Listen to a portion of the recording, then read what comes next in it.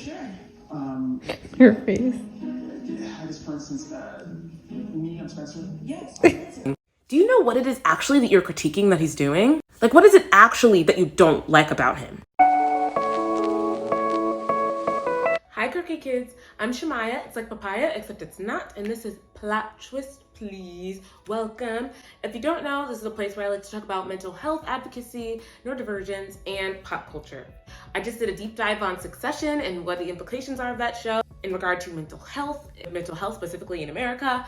But I also talk about being neurodivergent. I'm a Black autistic woman, if you don't know already, and I talk about that stuff a lot because I feel like a lot of people don't talk about it. So today I'm gonna be talking about The Bachelorette. And I don't usually talk about The Bachelorette, but I do end up finding myself talking about a lot of dating shows on here because I honestly feel like a lot of the time it can seem like a full case study on human behavior. In case you're not privy to a show called The Bachelorette, it's kind of like a spin-off of The Bachelor, which is a dating show where there is one bachelor or one, main slice, and then there are about 25 people trying to date that person. So in this season of The Bachelorette, we have a lead who is blackity black, and her name is Charity. I love Black women just being pampered. That is my new 2023 obsession. I'm obsessed with watching Black women get loved on and appreciated and cared for. But basically, I'm here to talk about not a Black woman. I'm here to talk about Spencer. Spencer is a contestant on The Bachelorette, and here's the thing. I kind of knew that people were going to talk about Spencer the way that they're talking about him.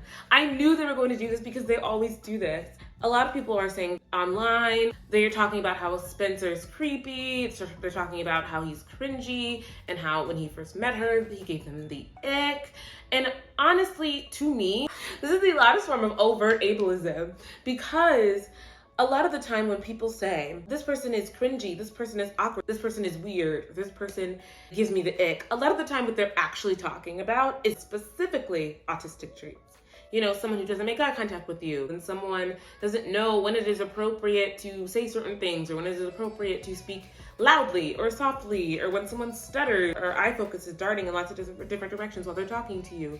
These are all signs of neurodivergence from what I've seen as someone who has taught neurodivergent preschoolers, children, as well as a neurodivergent person myself, and surrounds myself with neurodivergent people in my circle. These are traits that very well could be categorized as such. I know this because of the cute little book called the DSM-5. Great read. It's a great read. It's not perfect, but it is a page turner. If you look at the DSM-5, there are these traits that are very specifically categorized as signs of autism. And so when someone goes online and says this very specific trait that can be attributed to autism is cringy, or is something that I can make fun of, or that I should show my friends so that we can all laugh at it together, yes, that is blatantly ableist. And you know what? I probably hold some bias when it comes to this conversation because I am pretty sure that 10 years ago, when I wasn't very good at masking, when I wasn't very good at being social, when I didn't know how to interpret specifically group social situations, I'm sure that somebody has made fun of me like that. I'm sure that someone has made fun of those exact same traits. So yes, I do have bias in that regard, but because I have that bias, because I have that lived experience,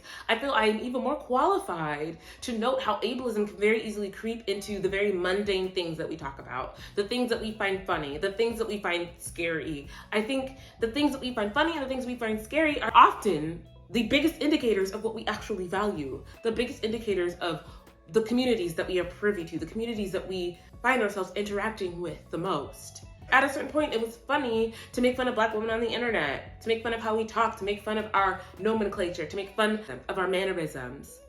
That was funny, but it's not funny anymore because we know the implications of such jokes.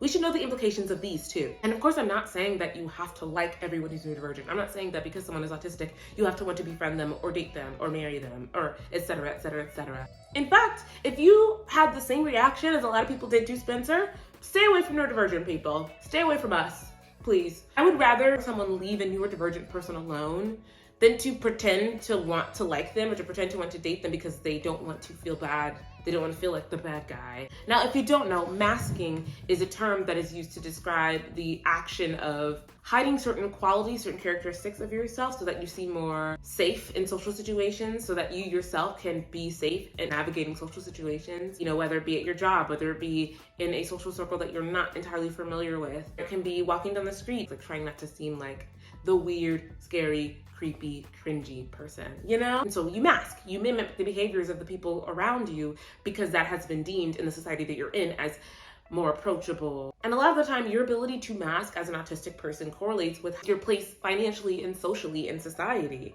So if you are really good at masking as an autistic person, there is a higher likeliness that you could become a CEO of a company, that you could do really well in corporate America, that you could have really close bonds with really successful, by the traditional sense, people. You're able to pretend that you are like them neurologically. You get to put on this sort of sweater to blend in. And the thing is, masking can take a toll on you over time, mentally and physically. And they're based on empirical evidence. When you mask for a long time, especially over like a year span or multiple years, which a lot of autistic people do because we have to, then there comes a point in your life where you experience burnout. And if you are not someone who finds yourself oftentimes in circles that are safe enough to unmask, then you will burn out. It takes physical energy and mental energy to mask. A lot of the time that can lead to hypervigilance in autistic adults, as well as high levels of stress and anxiety. So masking is not always an option for people, especially when they're in circumstances like what I believe happens a lot on this show, The Bachelorette, and all of these dating shows where they're inebriated. Maybe Spencer didn't feel like masking that day. Maybe Spencer doesn't have the ability to mask as well as other people. And I want to be very clear here. I'm not claiming that he's neurodivergent. I'm not claiming that he's autistic. But if I didn't know that information, why would I think it was appropriate to make fun of him when I don't know about their neurological makeup, their psychological record? Why would I make those kinds of implications?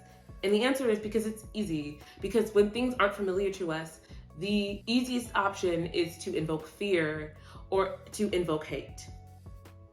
Spencer, to me, from what I can tell so far, seems like a genuine person who truly does want to find love and is just being his honest self. And that's all I know. That's all we know. And one could argue that if someone does sign on to a show like this, maybe they already know what they're getting into. Maybe they should expect criticism and the jokes and the memes. Sure, but just because someone's going to do it doesn't mean that has to be you. Doesn't mean that you have to share that TikTok making fun of a potentially autistic person who we don't know is autistic but could be. And why do we take it upon ourselves to knock someone down who literally did nothing to us but be different than what we are used to? It doesn't, I just feel like there are a lot of people who claim to be advocates for mental health doing this. Based on what you think you know about Jeffrey Dahmer, what they're doing is fear-mongering, imposing this belief on people that if somebody is awkward or weird in a public space or a private space, that they are posing a danger to you. Weird people are everywhere. And guess what? They're not out here being murderers. They're not. I'm sorry. 9 times out of 10, the weird person in your corporate space or whatever goes home and plays video games all night or goes home and watches TV and is not out here lurking. Come on, people, come on. Are we still of this belief that people with mental illnesses are posing more of a danger to society than the other way around? There are so little mental health resources in this country that it is virtually impossible for someone, even if they did enter a state of psychosis, to be able to get the care that they need. And if someone is walking around here undiagnosed with something, guess what? It costs thousands of dollars to get diagnosed. For autism specifically, it's $3,000, depending on where you go. I feel like people claim to be mental health advocates, but they are only advocates for a certain kind of mental health. They are not advocates for the people who talk to themselves when they're walking down the street. They're not advocates for the people who make noises to themselves on the train. They're not mental health advocates for the people who are experiencing psychosis. They are not mental health advocates for the people who don't embody a functioning person in a way that is comfortable to them. That is the most frustrating part. With every reality show, there is someone there who either shows signs of autism or some kind of neurodivergence, or who has claimed to have struggled with such things. So what that tells me is that either these people are coming on these shows not knowing how they're going to be perceived, or the producers or the people who cast these shows are purposefully picking those people because they know that they're going to appear to be controversial. They know that they're going to make good TV. So what ends up happening is this, where you have a Spencer who obviously somebody put him on here because he would make good TV, maybe because he was also a good candidate. But it makes me feel like these shows are not at all looking out for the best interest of these people, and for a lot of other reasons as well. We as consumers are eating it up every time. We are. We're saying, oh, this person said such a weird thing. LOL, I'm gonna make a meme about it. Oh, this person, it seems crazy. This person seems like a psycho. I'm gonna make a meme about it. And can we just retire the word psycho? Like, can we just retire the word crazy? Like, I just feel like if you are going to be an advocate, then be an advocate. If you are going to support mental health in this country, be about it. Be about it, actually. Stop making fun of people you don't understand, purely because you don't have the citations. Anyway, that's all I came on here to say. Kind of a little rant. If you make fun of someone who seems weird online, I urge you to read a book. And have a great day. Stay tuned for more neurodivergent stuff and talks about mental health. I will be talking about more shows on here. Probably the next one I'm going to talk about is Severance. Stay weird. Like, share, and subscribe. Bye-bye.